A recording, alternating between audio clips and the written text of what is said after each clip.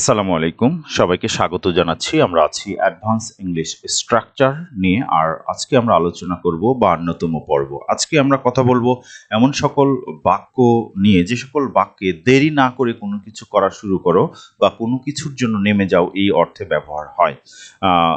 সেই ক্ষেত্রে আমরা সাধারণত ২টা কথা বলতে পারি। একটা হচ্ছে gate down to do something, gate down two plus verb, অথবা আমরা চাইলে কিন্তু উইদাউট ডিলে এই শব্দটা ব্যবহার করতে পারি। ঠিক আছে? উইদাউট উইদাউট ডিলে মানেও কিন্তু দেরি না করে। সো আমরা কিন্তু দুইটা টার্মই ব্যবহার করতে পারি, but in case of spoken language we always try to use some special syntax or format so that our speech become more attractive and more smarter. So that in that case we may use get down to without delay instead of without delay. So let's get started. আমরা এখানে আমাদের এই বাক্যটিতে মূলত শুরু করছি যে ক্লাসে যাওয়ার জন্য নেমে যাও, রাইট? মানে দেরি না করে ক্লাসে যাও, লেগে পড়ো। ঠিক আছে? ক্লাসের জন্য লেগে পড়ো। এই ধরনের বিভিন্ন অর্থে কিন্তু আমরা এই ধরনের সেন্টেন্স ব্যবহার করে থাকি, যে ক্লাসে যাওয়ার জন্য নেমে যাও, বা ক্লাসে যাওয়ার জন্য লেগে পড়ো, বা দেরি না করে ক্লাসে যাও। এই ধরনের অনেক কথাই কিন্তু আমরা বলি। In that case we may use the structure gate down two go to your class, right? তাহলে আমরা বলছি get down to go to your class, right? Go to your class. So আমরা কিন্তু এটা বলতে পারি। So get down to go to your class, so তোমার ক্লাসে যাওয়ার জন্য নেমে পড়ো। অথবা আমরা এই অর্থে বোঝাতে পারি যে দেরি না করে ক্লাসে যাও, দেরি না করে ক্লাসে যাও, দেরি না করে তোমার ক্লাসে যাও, right?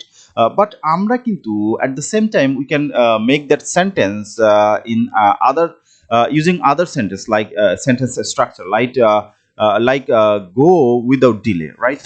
Go to your class without delay, এরকম কিন্তু আমরা বলতে পারি। তাহলে আমরা বলছি go to your class without delay। ঠিক আছে?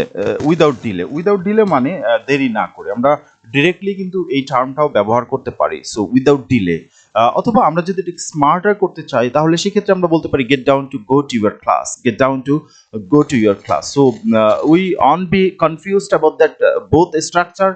We think that we can gauge the meaning of the sentence and the differences of this sentence structure. So আমরা পারবো আশা করি। সো আমাদের পরের যে বাক্য, সেটা আমরা দেখছি যে হোমওয়ার্ক করার জন্য নেমে যাও বা লেগে পড়ো, অথবা দেরি না করে হোমওয়ার্ক করো। তাহলে সেই ক্ষেত্রে আমরা বলতে পারি gate down to do your homework, right? আমরা কিন্তু সেটা বলতে পারি। তাহলে আমরা বলছি gate down to get down to do your homework, right?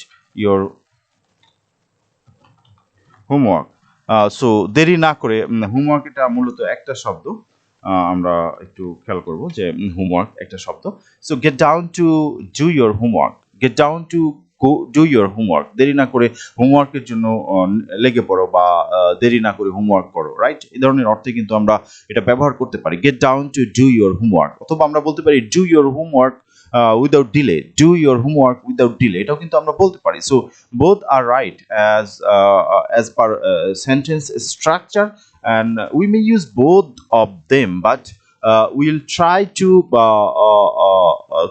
create an attention to our sentence structure so that someone be attractive to our spoken style, and our spoken style be smarter than as we use in our daily life. So in that case we will use get down to, right?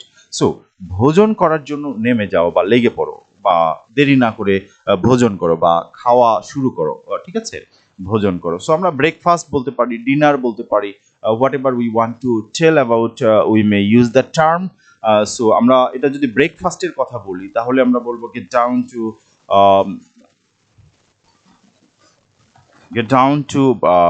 eat your breakfast, right?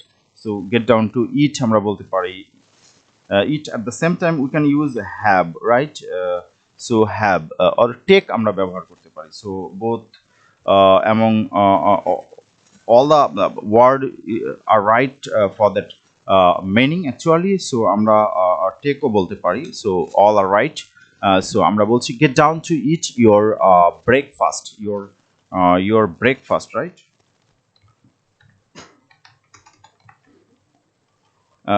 Breakfast, দেরি না করে সকালের নাস্তা শুরু করো বা সকালের নাস্তা খাও বা সকালের নাস্তা খাওয়ার জন্য লেগে পড়ো, or we may use the term your dinner, আমরা সেটাও কিন্তু বলতে পারি।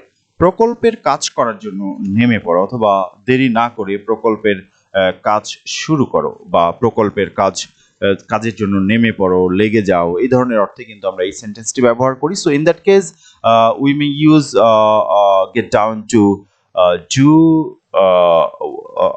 কাজ করার জন্য, right? So work on your project means হচ্ছে প্রকল্প। সো আমরা বলছি যে get down to work on your project, তোমার প্রজেক্টের কাজে নেমে পড়ো বা দেরি না করে তোমার প্রজেক্টের কাজ করো বা তোমার প্রজেক্টের কাজে লেগে পড়ো, এই ধরনের অর্থে কিন্তু আমরা ব্যবহার করতে পারি। অথবা আমরা বলতে পারি start working on your project without delay, সেটাও কিন্তু আমরা বলতে পারি স্টার্ট ওয়ার্কিং, শুরু করো, এই অর্থে কিন্তু আমরা বলি। সো স্টার্ট ওয়ার্কিং, অথবা আমরা বলতে পারি work on your project without delay, আমরা কমান্ড মোডে কিন্তু এটাও ব্যবহার করতে পারি। সো আমরা খেয়াল রাখবো যে আমরা কোন মেজাজে আমাদের কথাগুলো বলতে চাচ্ছি, and will use that appropriate structure we want to throw our speech. So that is very important in case of communication, and I hope you guys are ready to get that mode of sentence so that the environment become more appropriate and the meaning also be more appropriate. So আমাদের পরের যে sentence, পরীক্ষার জন্য পড়াশোনা করার জন্য নেমে যাও বা পরীক্ষার পড়াশোনা শুরু করো বা দেরি না করে পরীক্ষার পড়াশোনা শুরু করো। In that case we may use get down to